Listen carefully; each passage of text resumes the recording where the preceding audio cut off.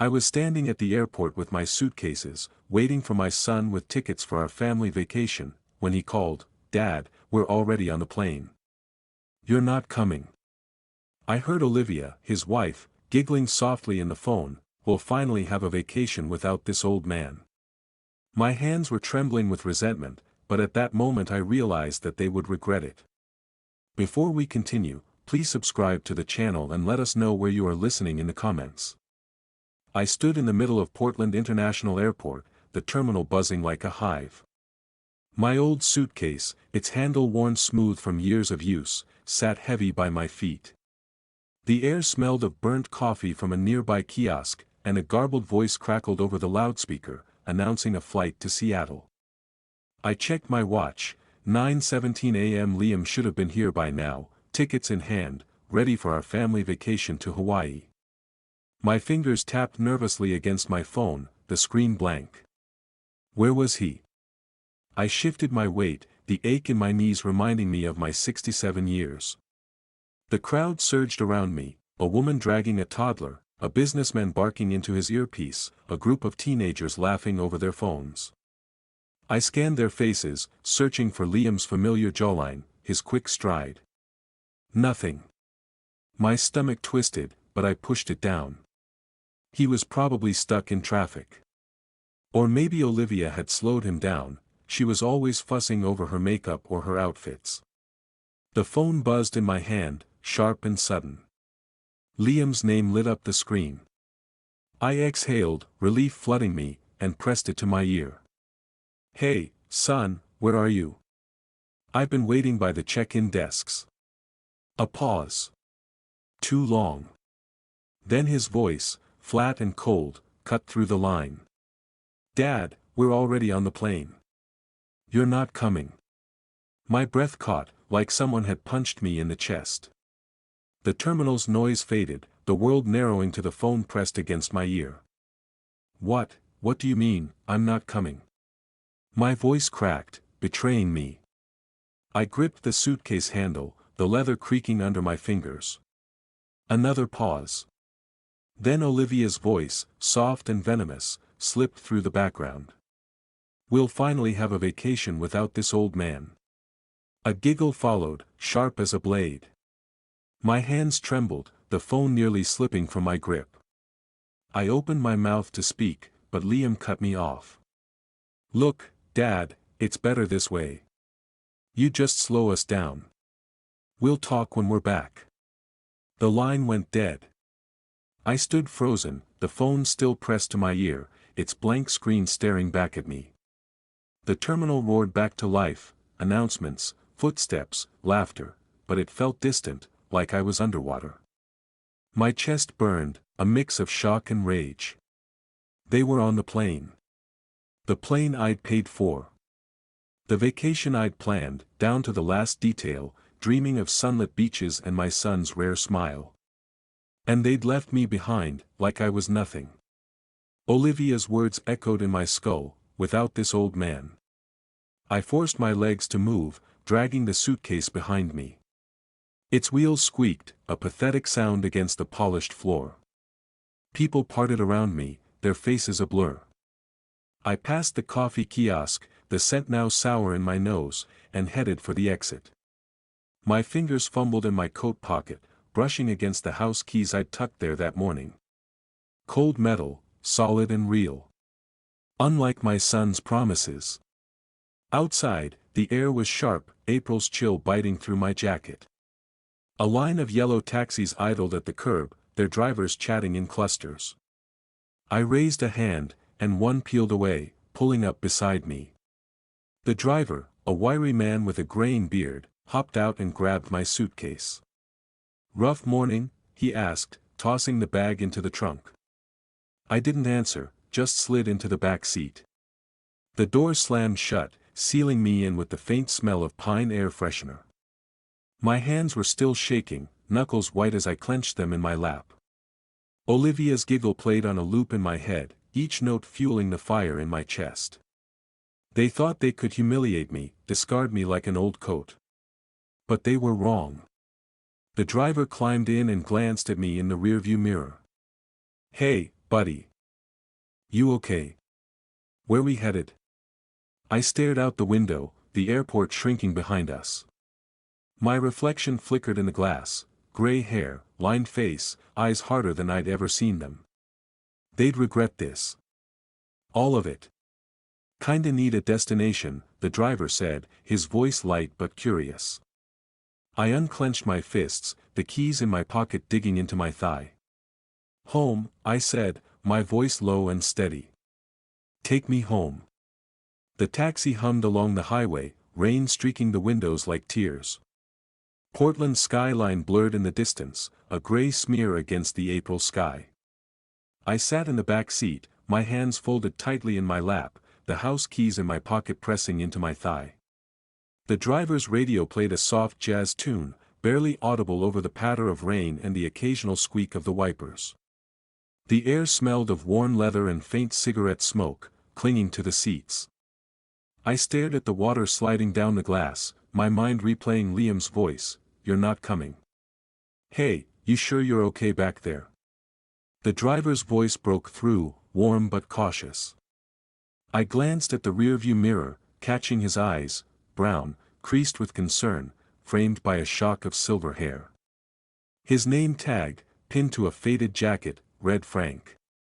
"Fine," I muttered, my voice rougher than I meant. I didn't want to talk, not to him, not to anyone. But Frank wasn't the type to let silence linger. "Long day, huh? Airport's a madhouse this time of year." He chuckled, adjusting his grip on the wheel. "Dropping folks off, picking them up, makes me miss my kids, you know. They're grown now, scattered across the country. You got family waiting at home?" My jaw tightened. Family. The word stung, sharp as a fresh cut. I thought of Liam's cold tone, Olivia's mocking giggle. My fingers curled around the keys in my pocket, their edges biting into my palm. "Something like that," I said, staring out the window. Frank didn't push, but his question hung in the air, stirring memories I didn't want. Liam at 20, his eyes bright as I handed him the keys to his first car, bought with my overtime checks. The way he'd grinned, promising to make me proud.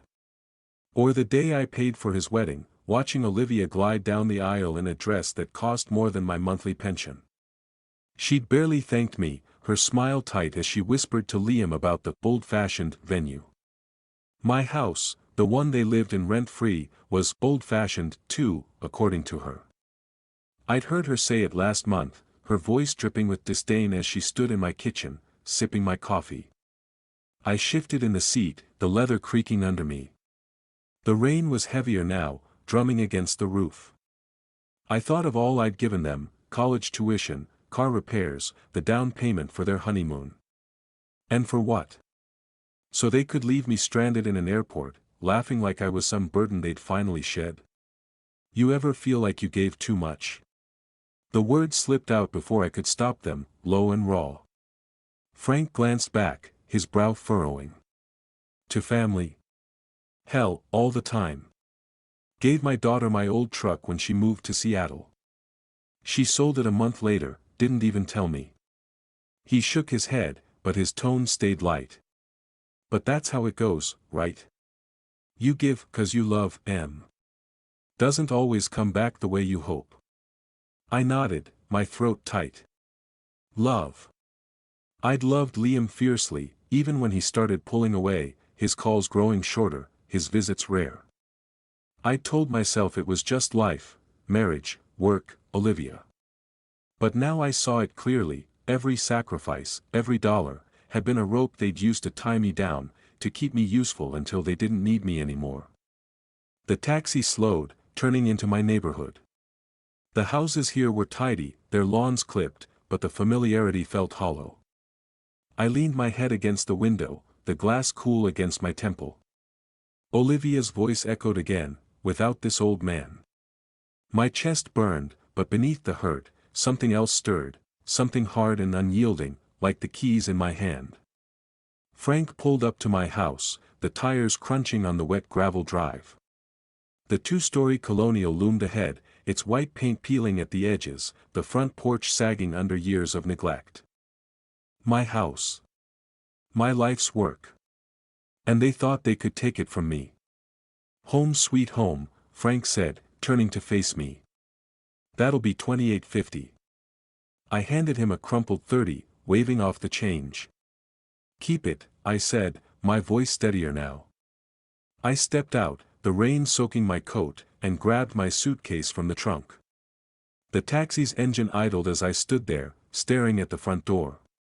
My fingers closed around the keys, their weight grounding me. Frank leaned out his window.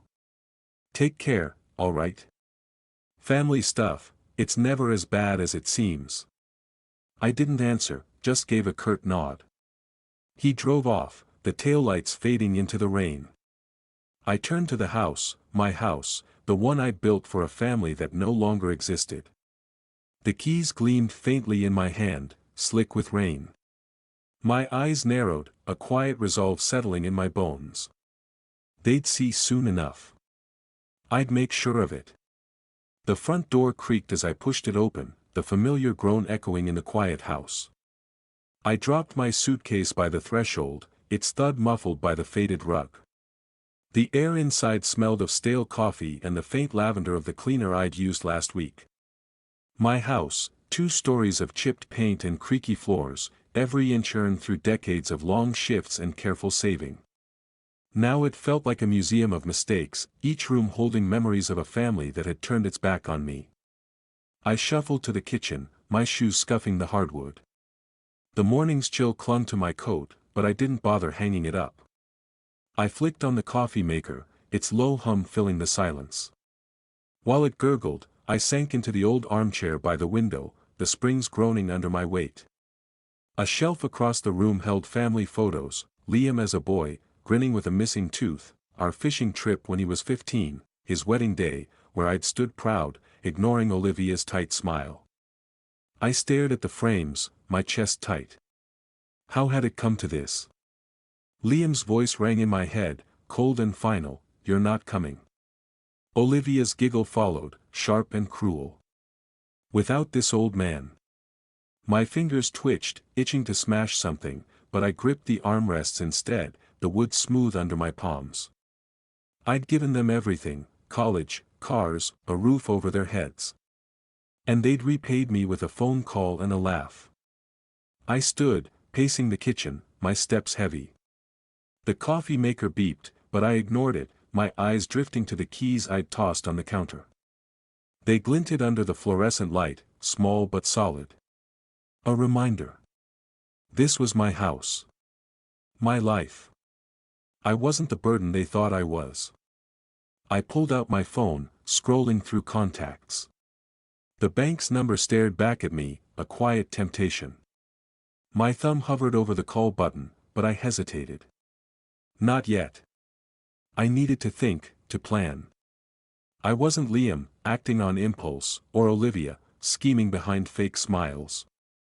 Whatever I did, it would be deliberate. Fair. They'd feel it. I wandered to the living room, my hand brushing the back of the couch where Liam used to sprawl, demanding money for some new gadget. "Dad, you don't get it," he'd say, rolling his eyes when I suggested saving. Olivia was worse, her complaints slicing like paper cuts. "This house is so dated," she'd said once, sipping wine I'd paid for. "You should renovate." As if I hadn't poured my life into these walls. I stopped by the fireplace, my gaze landing on another photo, Liam and me at his graduation.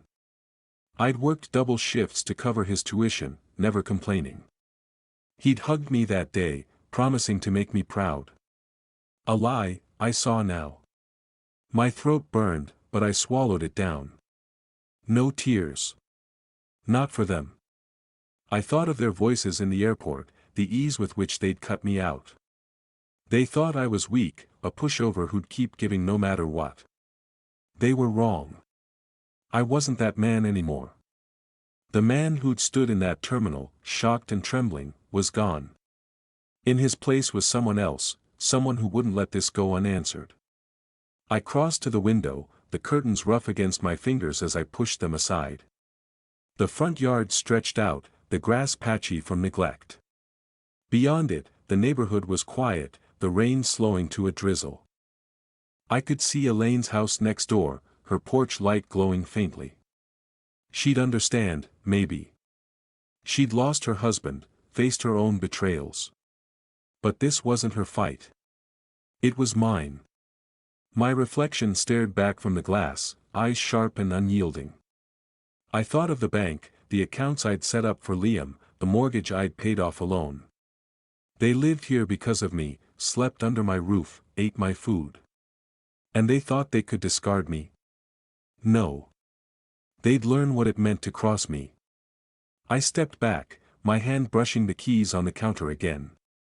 Their weight was a promise, a tether to the life I'd built. I wouldn't let them take it. Not anymore. Enough, I whispered, my voice steady, cutting through the house's silence. I turned from the window, my gaze settling on the yard again. You'll see.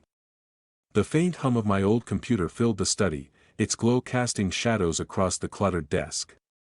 A half-empty coffee mug sat beside me, the bitter scent mixing with the musty smell of old books and paper. Outside, the rain had slowed to a drizzle, pattering softly against the window. My house felt too quiet, the kind of silence that pressed against your chest. I held my phone, the bank's number glowing on the screen. My thumb hovered over the call button, a knot tightening in my stomach. I thought of Liam, swiping my card for overpriced cocktails, and Olivia, her voice dripping with disdain, will finally have a vacation without this old man. The memory burned, pushing past the hesitation. They'd taken enough, dinners, clothes, that damn trip to Hawaii I'd funded. No more. I pressed the button. The line clicked, and a calm female voice answered. First Pacific Bank, this is Karen. How can I assist you? I cleared my throat, steadying my voice. This is Robert Cunningham. I need to make some changes to my account. Immediately. Karen's tone was professional, unruffled. Of course, Mr. Cunningham. Can you verify your account details? I rattled off the numbers, my eyes drifting to the keys on the desk. They glinted faintly, a reminder of the house I'd built, the life I'd earned. The one they thought they could leech off forever. Karen typed in the background, her keyboard clicking softly. All right, sir. What changes would you like to make? I want to revoke access for my son, Liam Cunningham, and his wife, Olivia. They're listed as authorized users on my secondary card. I need that stopped. Now. My words came out harder than I'd meant, but I didn't care. The chair creaked as I leaned forward, my free hand curling into a fist. A pause. I see. Can I ask for clarification? Are you removing their access permanently, or is this a temporary hold? Permanent, I said, my voice like steel. They're not to touch my accounts again. Karen's tone softened, just a fraction. I understand. I'll need to confirm a few details to process this. Can you provide the last 4 digits of the card in question? I gave her the information, my pulse quickening. Part of me, a small, stubborn part, wanted to hang up, to pretend this wasn't happening. Liam was my son, after all. I'd spent years telling myself his coldness was just a phase, that Olivia's barbs were just her nature. But the airport, that phone call, had shattered the lie. I wasn't their bank. I was their father, and they'd spat in my face. All right, Mr. Cunningham, Karen said after a moment. I've removed Liam and Olivia Cunningham as authorized users. The change is effective immediately. They won't be able to use the card anymore. Would you like me to send a confirmation email? Yes, I said, exhaling. Thank you. You're welcome. Is there anything else I can help with? No. That's all. I ended the call, the phone heavy in my hand. For a moment, I just sat there, staring at the desk. The coffee had gone cold, a thin film forming on its surface. I'd done it. The first step. A strange mix of relief and dread churned in my gut. What would they do when they found out? Scream? Beg? I almost wanted to hear it. I stood, my knees protesting, and crossed to the window. The yard stretched out, patchy and wet, the neighbor's porch light glowing faintly through the mist. Elaine's house. She'd probably be up, sipping tea, ready to talk my ear off about her garden. But this wasn't her business. Not yet. My gaze fell back to the keys on the desk. I picked them up, their cool weight grounding me. This house, this life, it was mine. Not theirs. I closed my fist around the keys, the edges biting into my palm. Let them feel what it's like to lose something.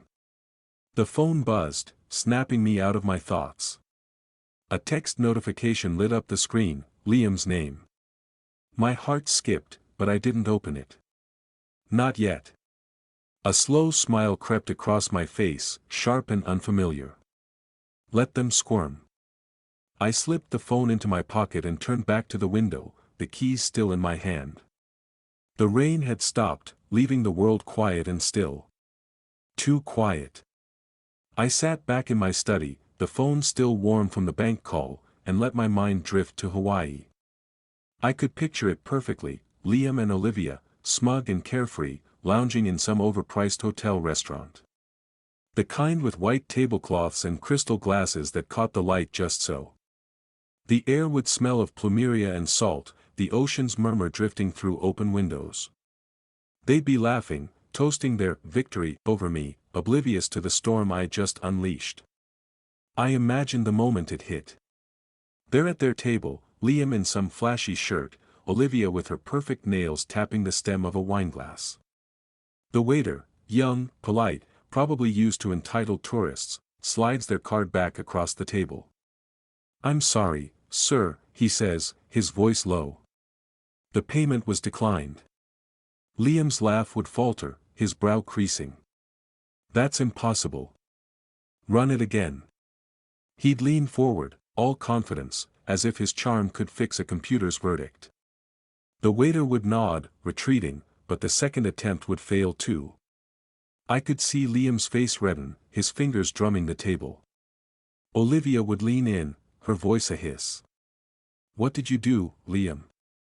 Did you forget to tell him something?" "It's not me," Liam would snap, yanking out his phone. He'd call the bank, his voice rising as the automated system loops him through menus. Olivia's eyes would narrow, her napkin twisted in her hands. Then it would click. "It's him," she'd say, her voice low and venomous. "Your father." Back in my study, I leaned back in the chair, the wood creaking under me. The phone buzzed again, another message from Liam. I ignored it, letting the silence stretch. I knew what was coming. I'd heard their voicemails already, each one angrier than the last. I played them now, the speaker crackling as Liam's voice filled the room. "Dad, what the hell is this?" His tone was sharp, teetering on panic. "The card's not working. We're stuck here. Fix it. Now." The next one was Olivia, her voice like ice. "You think this is funny, Robert? Blocking our card? You're ruining our trip. You're pathetic." I let the messages play, their words washing over me. Pathetic. That's what they thought. But they were the ones scrambling, their perfect vacation crumbling because they'd underestimated me. I pictured them back in their hotel room now, the ocean view mocking them. Liam pacing, phone in hand, redialing me uselessly. Olivia perched on the bed, her arms crossed, plotting. "You idiot," she'd say, her voice cutting. "You said he'd never do this. You said he was too soft." "Don't start," Liam would fire back, raking a hand through his hair. "I didn't think he'd go this far. He's never pushed back before." "Well, he has now," Olivia would retort, her eyes flashing. "And we're screwed unless you figure this out." I could almost hear the wheels turning in her head. Olivia was clever, too clever. She'd be the one to pivot, to find a way to strike back. "Call Mason," she'd say, her voice steadying. "He owes us. He can talk to your dad, sort this out." Liam would hesitate, his pride stung, but he'd nod. "Fine. But this isn't over. He's going to regret this." My phone buzzed again, pulling me back to the study. Another voicemail. I played it, Liam's voice low and menacing. "You think you're clever, Dad? Cutting us off. You're going to wish you hadn't.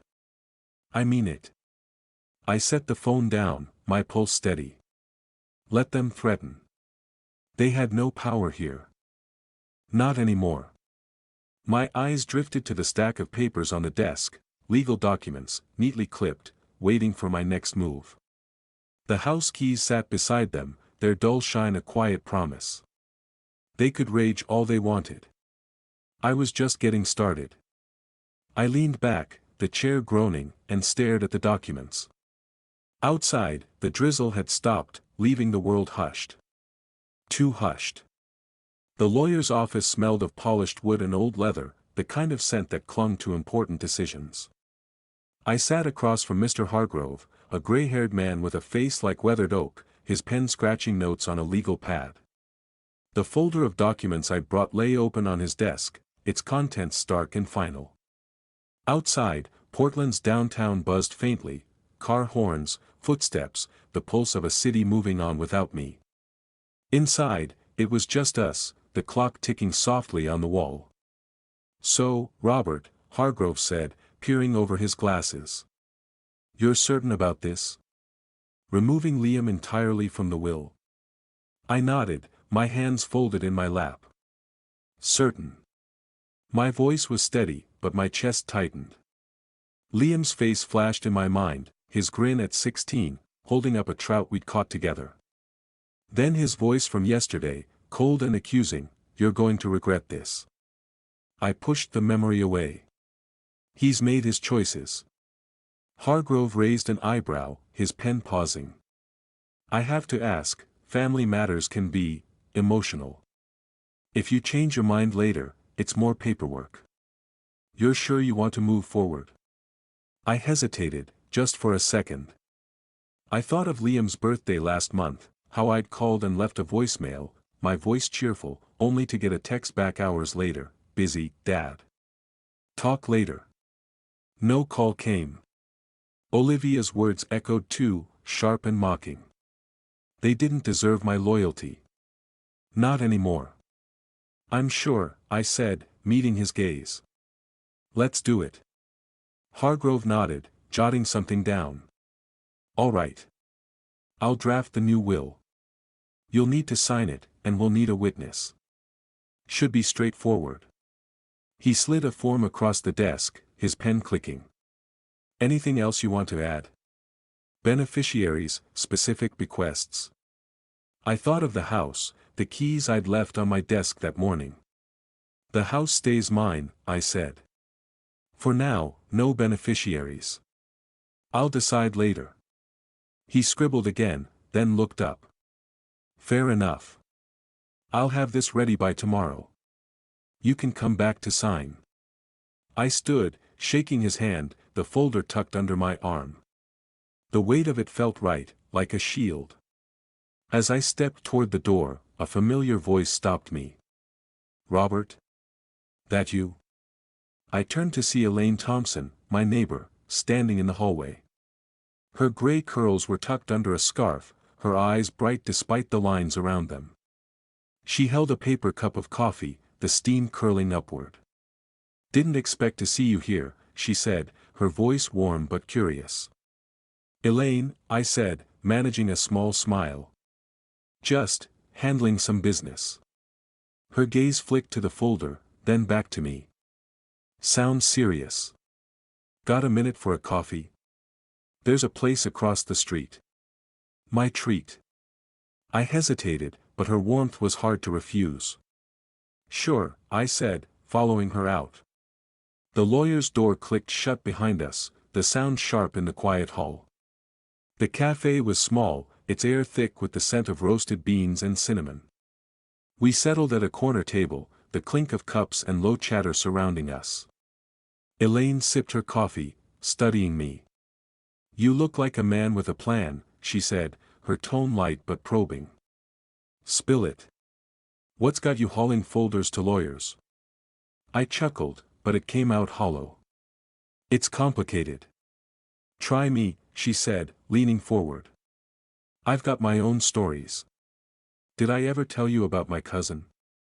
Tried to swindle me out of my house after my husband passed. Family can be a real kick in the teeth." Her bluntness caught me off guard, but it was comforting. I took a sip of coffee, the bitterness grounding me. "Liam and Olivia," I started, my voice low. "They crossed a line. I'm making sure they don't do it again." Elaine's eyes narrowed, but not with judgment. "Good for you. People like that, they think they can take and take. You've got to draw a line." She paused. Then added, "If you need a hand, I'm here. I'm no lawyer, but I'm nosy and I've got time." I smiled, genuinely this time. "I'll keep that in mind." We talked a while longer, her stories pulling me out of my head. But as I walked home later, the folder still under my arm, my thoughts darkened. Elaine was a friend, maybe an ally, but this fight was mine. I turned the corner to my street, the house coming into view, its sagging porch a quiet accusation.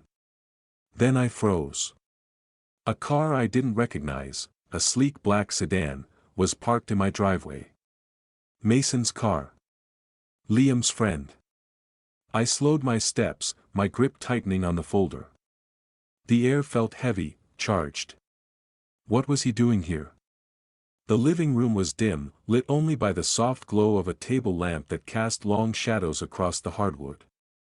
The air smelled of polished wood and the faint lavender of the throw blanket draped over the couch. I sat in my old armchair, a photo album open on my lap, the pages yellowed with time. Liam's face stared back at me from a snapshot, his 10th birthday, cake smeared on his cheeks, his grin wide and unguarded. The memory ached, but I pushed it down, my fingers tracing the edge of the album. A low rumble outside snapped me out of it. Headlights swept across the front windows, tires crunching on the gravel drive. I stood, the album sliding shut with a soft thud, and peered through the curtains. Mason's black sedan sat in my driveway, its engine idling like a crouched animal. My pulse quickened, but I forced my breathing steady. So, they'd sent him. Liam and Olivia's errand boy. The doorbell rang, sharp and insistent. I crossed the room, my shoes scuffing the rug, and opened the door. Mason stood on the porch, tall and broad-shouldered, his expensive leather jacket gleaming under the porch light. His smile was all teeth, the kind that didn't reach his eyes. "Evening, Robert," he said, his voice smooth as oil. "Mind if I come in?" I didn't move, my hand resting on the doorframe. "What do you want, Mason?" His smile tightened, but he stepped closer, lowering his voice. "Just a quick chat. About Liam and Olivia. You've got them in a bit of a bind, you know." He tilted his head, like we were old friends sharing a joke. I kept my expression blank. "They put themselves there. Say what you came to say." Mason chuckled, but it was forced. He glanced over his shoulder, then back at me. "All right, straight to it. The card thing. It's causing problems. They're stuck in Hawaii, can't pay for anything. You need to fix it." My jaw clenched, but I kept my voice even. "It's my money. My choice. They don't get to demand anything anymore." His smile vanished, replaced by a hard glint in his eyes. He leaned in, his voice dropping to a growl. "Come on, Robert. You don't want to make this messy. Liam's your son. He deserves your help. Always has." I remembered Mason's help years ago, borrowing $500 for a business deal he never repaid. My fingers tightened on the doorframe. "Deserves?" I said, my voice low and sharp. Like you deserved that loan I gave you. Tell Liam he's on his own now. Both of them are. Mason's face darkened, his hands flexing at his sides. You're making a mistake, old man. Liam's not going to let this slide. You think you can just cut him off? He's got plans, and you're not going to like them. I stepped forward, close enough to smell the cologne he'd doused himself in. Tell him to try me, I said, each word deliberate. Now get off my porch. For a moment, he didn't move, his eyes locked on mine. Then he snorted, stepping back. This isn't over, he said, jabbing a finger at me. You'll see. He turned, striding back to his car, the door slamming as he peeled out of the drive. I shut the front door, the lock clicking with a satisfying snap. My heart was pounding, but a strange calm settled over me. They thought they could bully me, send their lackey to scare me straight. They were wrong. I crossed to the window, pulling the curtain aside to watch Mason's taillights disappear into the night. The neighborhood was quiet, the only sound the faint chirp of crickets. My gaze drifted to the coffee table, where my house keys lay, catching the lamp's light. They gleamed like a promise, small but solid. This was my home. My life. And I'd fight for it. I let the curtain fall, the keys shine lingering in my mind. Outside, the darkness seemed to press closer, heavy with what was coming next. The park was quiet that morning, the air crisp with the scent of damp grass and blooming cherry trees. Their petals drifted across the path, soft and pink, catching in the folds of my coat as I walked. My hands were stuffed in my pockets, the weight of the new will and Mason's visit still heavy on my mind. The neighborhood felt different now, like it was holding its breath. Or maybe that was just me. I slowed near a bench, its wood weathered and splintered.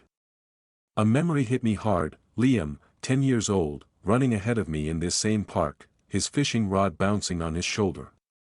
Come on, Dad, he'd shouted, his laugh bright as the sun glinting off the pond. We'd spent hours there, untangling lines, baiting hooks, him chattering about school and dreams. My chest tightened, a dull ache spreading. Had I been too harsh? Cutting him off, rewriting the will, was it too much? He was my son, despite everything. I sat on the bench, the cold seeping through my jeans. The park was nearly empty, just a jogger in the distance and the rustle of leaves overhead. I rubbed my hands together, trying to shake the doubt. Liam wasn't that boy anymore. He was the man who'd left me in an airport, who'd let Olivia mock me while they spent my money. But still, the memory of his laugh lingered, sharp as a blade. Robert? You look like you're carrying the world. Elaine's voice cut through my thoughts. She stood a few feet away, her gray curls peeking out from a knit cap, her dog, a scruffy terrier named Max, sniffing the grass at her feet. Her eyes were sharp, but kind, like she could see right through me. I managed a half smile. Just thinking. Didn't expect to see you here. Max drags me out every morning, she said, patting the dog's head. His fur was soft, matted with dew. You, though, you've got that look. Like you're wrestling with something big. Want to talk? I hesitated, but the weight in my chest pushed the words out. It's Liam. I keep remembering him as a kid. Makes me wonder if I'm doing the right thing. Elaine nodded, sitting beside me. Max flopped at her feet, panting. Kids grow up, Robert. Doesn't mean they stay the people we want them to be. Her voice was gentle, but firm. What's got you second-guessing? I told her about Mason, the threats, the will. The words came slowly, each one heavy. I cut him out, Elaine. My own son. What if I'm wrong? She leaned back, her hands clasped around her coffee thermos. You're not wrong for wanting respect. I had a nephew, thought he could sweet-talk me out of my house after my Tom died. Smiled to my face, then tried to forge my signature. Family's no excuse for betrayal. She paused, her eyes meeting mine. You gave Liam everything. What's he given you?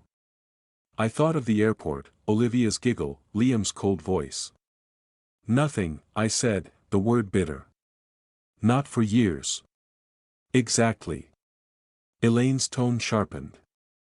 You're not the villain here. You're a man who's had enough. Don't let guilt trick you into backing down. Her words settled over me, like a hand on my shoulder. I nodded, the ache in my chest easing. Thanks, I said, my voice low. I needed that. She grinned, standing. Come on. Let's walk. Max'll chew my shoes if we sit too long. We headed to my house, Max trotting ahead. In the kitchen, I brewed tea, the kettle's whistle cutting through the quiet. The air smelled of chamomile and the faint lemon of dish soap. Elaine sat at the table, her thermos swapped for a mug. So, she said, her tone lighter. What's next? I poured tea, my eyes catching the folder of documents on the counter. The new will, signed and final. I keep going, I said, my voice steady now. They don't get to win. Elaine raised her mug, a glint in her eye. That's the spirit. You're tougher than you look, Robert. I smiled, setting the kettle down. The folder seemed to pulse, a quiet reminder of the path I'd chosen. I need to finish what I started, I said, glancing at her. She nodded, sipping her tea, her silence a kind of approval. Outside, the wind picked up, rattling the windows. The documents waited, their weight heavier than ever. The drill's whine filled the hallway, sharp and relentless, as the locksmith worked on the front door. The air carried the acrid tang of fresh paint and metal shavings, mingling with the familiar must of my old house. I stood a few feet away, arms crossed, watching the man swap out the old lock for a shiny new one. Each turn of the screwdriver felt like a stitch closing a wound. Liam and Olivia wouldn't walk through this door again, not without my say. Almost done here, the locksmith said, a wiry guy named Pete with a toolbox that clattered like loose change. You want me to do the back door too? Already done, I said, my voice calm but firm. Just finish this one. I want it solid. Pete nodded, wiping sweat from his brow. Big cleanup, huh? Kicking someone out. I didn't answer, just gave a tight smile. He didn't need to know. The new keys sat in my pocket, their edges pressing into my thigh, a quiet reminder of the line I was drawing. My house. My rules. I turned and headed upstairs, my footsteps heavy on the creaky steps. Liam and Olivia's bedroom door was ajar, the room a snapshot of their carelessness, clothes strewn across the bed, a half-empty coffee mug on the nightstand. I grabbed a stack of cardboard boxes from the hall and started packing. Olivia's designer dresses, each one a jab at my bank account, went in first, their silk slipping through my fingers like water. Liam's gadgets followed, his smartwatch, a gift from me for his last birthday, its screen still smudged from his fingers. Every item was a memory of my generosity, their ingratitude. I worked methodically, folding, stacking, sealing. The act was strangely satisfying, like reclaiming pieces of myself. I paused at a photo on their dresser, Liam and Olivia at some beach, their smiles smug. I tossed it into the box without a second glance. Let them keep their memories. They wouldn't keep my home. Pete's drill stopped, his voice calling up. All set, Mr. Cunningham. Want to test the keys? Be right down, I shouted, taping the last box shut. I carried it downstairs, the weight tugging at my arms, and stacked it with the others in the yard. The grass was damp, the April air cool against my skin. The boxes formed a neat row, a silent eviction notice. I pulled a note card from my pocket, scribbled a message, "You don't live here anymore," and tucked it under the top box's flap. Simple. Final. The front door creaked open, and Elaine stepped out, her scarf fluttering in the breeze. She'd stopped by to check on me, her presence a steady anchor. Well, damn, Robert, she said, eyeing the boxes. You don't mess around. I shrugged, dusting my hands. Had to be done. She nodded, her eyes scanning the yard. They're going to lose it when they see this. You sure you're ready for the fallout? They've had their chances, I said, my voice low. I'm done waiting for them to change. Elaine's lips twitched, almost a smile. Good. But keep your eyes open. People like them don't go quietly. I glanced at her, the warning settling in. She was right, Liam and Olivia wouldn't just slink away. But I was ready. Or I thought I was. Pete emerged, toolbox in hand. Locks are tight. Here's your keys. He handed me a small ring, the new keys glinting in the fading light. Anything else? That's it, I said, slipping the keys into my pocket. Thanks, Pete. He tipped his cap and headed to his van, the engine rumbling as he drove off. Elaine and I stood there, the yard quiet except for the rustle of leaves. The boxes loomed, a testament to the bridge I'd burned. You did good, Elaine said, her voice soft but sure. This is yours now. All of it. I nodded, my throat tight. The new keys felt heavier than before, their weight a promise and a burden. I turned to the house, its silhouette sharp against the dusk. Then I heard it, a faint drone overhead, the low hum of a plane cutting through the sky. My grip tightened on the keys, my pulse quickening. They were coming back. The living room was warm, the scent of fresh coffee curling from the mug in my hands. The lamp cast a soft glow, pooling on the rug, its frayed edges a quiet testament to years of footsteps. Outside, the May evening had settled over Portland's suburbs, the air cool and heavy with the promise of rain. I sat in my armchair, the new keys in my pocket a reassuring weight, when a low rumble broke the silence. Headlights flashed across the curtains, tires crunching on gravel. They were back. I stood, setting the mug down, and moved to the window, easing the curtain aside. Liam and Olivia stumbled out of a taxi, their suitcases thudding onto the driveway. Liam's shirt was rumpled, his hair a mess, while Olivia clutched her designer bag like a lifeline, her heels clicking on the pavement. They looked smaller somehow, diminished under the streetlight's harsh glow. I stayed still, my breath steady, watching.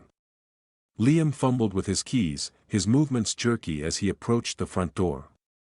The lock didn't budge. He tried again, twisting harder, his shoulders tensing. What the hell, he muttered, loud enough to carry through the glass. Olivia stepped closer, her voice sharp. Try it again, Liam. You're doing it wrong. I'm not, he snapped, shoving the key in once more. The door stayed shut, unyielding. He slammed his palm against it, the sound echoing in the quiet night. Dad! Open the damn door. I didn't move. My pulse quickened, but not from fear. This was it, the moment I'd built toward. The new locks, the boxes, the note. They'd feel every choice they'd made, every word they'd thrown at me. Olivia's giggle from that airport call echoed in my head, without this old man. Let them see what that meant. Liam pounded again, his voice rising. Dad, I know you're in there. Stop this crap and let us in. Olivia grabbed his arm, her nails digging in. Scream louder, why don't you? The whole street's watching. Then what do you suggest, he hissed, turning on her. He's locked us out, Liv. Our own house. It's his house, she shot back, her voice low and venomous. You said he'd never do this. You said he was spineless. Liam's face twisted, but he didn't answer. He kicked the door, the thud dull and futile. Olivia's eyes darted to the side yard, narrowing as she spotted the stack of boxes I'd left there. What's that? She said, her tone shifting to something colder. They moved together, their suitcases abandoned on the grass. I leaned closer to the window, my fingers brushing the curtain's rough fabric. Liam reached the boxes first, yanking one open. Olivia's dresses spilled out, silk catching the light. He froze, then dug through another, pulling out his smartwatch, a pair of shoes. He packed our stuff, he said, his voice cracking. Olivia snatched a note card from the top box, her hands trembling as she read it. Her lips parted, then twisted into a snarl. "You don't live here anymore," she read aloud, her voice rising. "Your things are behind the house. Clear the yard by tomorrow." She tore the note in half, the pieces fluttering to the ground. "That bastard." Liam spun back to the door, his fists hammering. "You think this is funny, Dad? Throwing us out like trash? You're heartless." His voice broke, raw and desperate. Olivia joined him, her knocks sharp and rhythmic. "Robert, open this door right now. You can't do this to us." I stepped back, letting the curtain fall. Their voices faded to a muffled roar, like a storm raging outside a sealed window. My chest was tight, but not with regret. This was justice, cold and clear. They'd taken my trust, my money, my home for granted. Now they had nothing but their anger and their bags. The phone on the coffee table buzzed, Liam's name flashing. I stared at it, the screen glowing in the dim room. Another buzz, then another, voicemails piling up. I didn't pick up. I didn't need to hear their excuses. The keys in my pocket felt heavier, grounding me. I turned away from the window, the pounding outside growing fainter, and set the phone down on the table, its light flickering like a dying star. The kitchen was dark, save for the faint glow of a single bulb above the sink. The air smelled of chamomile tea, the kettle still warm on the counter. Outside, the drizzle had started again, streaking the windows and blurring the streetlights. I stood by the living room window, the curtain pulled back just enough to see Liam and Olivia in the yard. Their suitcases sagged under the rain, the cardboard boxes I'd left them collapsing into soggy heaps. Liam's shoulders slumped, his hands stuffed in his pockets, while Olivia paced, her phone pressed to her ear, her voice a sharp murmur I couldn't make out. My phone buzzed again, vibrating against the wooden table. Another voicemail. I picked it up, the screen cold against my palm, and played the message. Liam's voice crackled through, strained and raw. "Dad, come on. This is crazy. You can't just lock us out. Where are we supposed to go? Open the door, please." A pause, then quieter, "I'm sorry, okay? Let's talk." The next message was Olivia, her tone tight, like she was forcing the words out. "Robert, we messed up. I get it. Can you just let us in? We can work this out. Please." Her voice wavered, a crack in her usual polish, but it didn't move me. I'd heard their apologies before, empty promises to get what they wanted. I set the phone down, my reflection faint in the window. They were still out there, Liam dragging a suitcase toward the curb, Olivia gesturing wildly as she spoke into her phone. I imagined them piling into a taxi, the driver casting curious glances as they directed him to some cheap motel on the edge of Portland. The kind of place with flickering neon signs and carpets that smelled of mildew. I could picture them in a cramped room, the walls thin, the bed creaking under their weight. Liam would slump on the mattress, his face buried in his hands, while Olivia paced, her heels clicking on the linoleum. "You told me he wouldn't do this," Olivia would hiss, her voice low to avoid the neighbors. "You said he was too weak to stand up to us." Liam would snap back, his patience frayed. "I didn't think he'd go this far, Liv. He's never fought back before. How was I supposed to know?" "You should have known," she'd retort, throwing her bag onto the bed. "That stunt at the airport was your idea. Leave him behind, you said. He'll get over it. Now look at us." "Don't pin this on me," Liam would growl, standing to face her. "You're the one who kept pushing, whining about his house, his money. You wanted this life as much as I did." Olivia's eyes would flash, but her voice would drop, cold and cutting. We're not done. We'll go back tomorrow. Beg if we have to. He's got to crack eventually. I blinked, pulling myself back to the kitchen. The image was so vivid I could almost smell the motel's stale air. My phone buzzed again, but I didn't check it. Their voices, their panic, it was proof of their weakness. They'd built their lives on my generosity, and now, stripped of it, they were floundering. I felt no pity, only a quiet calm, like the stillness after a storm. I poured myself a cup of tea, the steam curling upward, and sat at the table. The wood creaked under my elbows, familiar and solid. My eyes fell on a small note card tucked under a stack of bills, Elaine's handwriting, neat and looping. Coffee tomorrow? My treat. E. I smiled, the tension in my chest easing.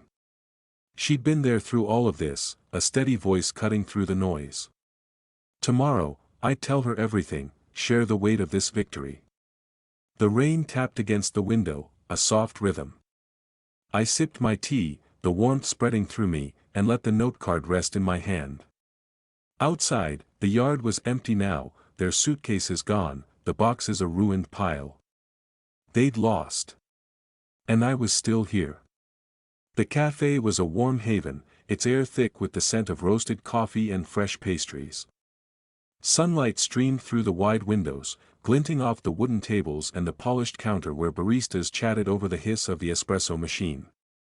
I sat across from Elaine, my hands wrapped around a ceramic mug, the heat seeping into my palms. Her gray curls bounced as she leaned forward, her eyes bright with curiosity. So, she said, stirring her latte, how's it feel to be the king of your castle again? I chuckled, the sound lighter than I'd expected. Feels right, I said, my voice steady. Quiet, but right. She grinned, tapping her spoon against the mug with a soft clink. Damn straight. You showed Robert. Not many would have had the guts. I took a sip, the coffee bitter and strong, grounding me. The cafe buzzed around us, couples murmuring, a student typing furiously on a laptop, the barista calling out an order. It felt normal, like the world had kept turning despite the war I'd fought. They called again last night, I said, setting the mug down. Liam and Olivia. Left messages, begging to come back. Said they were sorry, that they'd change. Elaine's brow arched, her lips pursing. And you believe them? I shook my head, a small smile tugging at my mouth. Not a word. It's the same old song, say what I want to hear, then go back to their ways. I'm done dancing to it. Good, she said, her voice firm. You protected yourself. That's what matters. They made their bed, let them lie in it. I nodded, her words settling like stones in a riverbed. I thought of Liam's last message, his voice soft, almost broken, Dad, please. Give us a chance. I'd listened to it once, then deleted it, the act as final as locking the door. Olivia's message had been smoother, calculated, but it rang just as hollow. They weren't sorry for hurting me, they were sorry they'd lost their meal ticket. The clarity of it was freeing, like shedding a weight I'd carried too long. We talked a while longer, Elaine sharing her plans to plant roses in her garden, her enthusiasm pulling me into the moment. You should come help, she said, her eyes twinkling. Get your hands dirty. It's good for the soul. Maybe I will, I said, meaning it. For the first time in years, I felt like I had room to breathe, to choose my own path. Back home, the kitchen was warm, the air filled with the sweet scent of apples and cinnamon. I decided to bake a pie, something I hadn't done in ages. The dough was rolled out on the counter, the apples sliced and spiced, their juice sticking to my fingers. I worked slowly, deliberately, the rhythm soothing. I remembered baking for Liam when he was a boy, his eyes wide as he sneaked a taste of the filling. The memory didn't sting anymore, it was just a fact, a piece of a life I'd left behind. The front door creaked open, and Elaine stepped in, a small bouquet of daisies in her hand. From my garden, she said, setting them in a vase on the table. Thought they'd brighten the place. They do, I said, sliding the pie into the oven. The kitchen glowed, sunlight spilling through the open door, catching the petals in a soft halo. Elaine settled at the table, her presence easy, familiar. We should do a dinner soon, she said. You, me, maybe a few neighbors. Break in this new chapter right. I smiled, wiping my hands on a towel. I'd like that. She leaned back, her fingers tracing the vase's edge. You're going to be okay, Robert. Better than okay.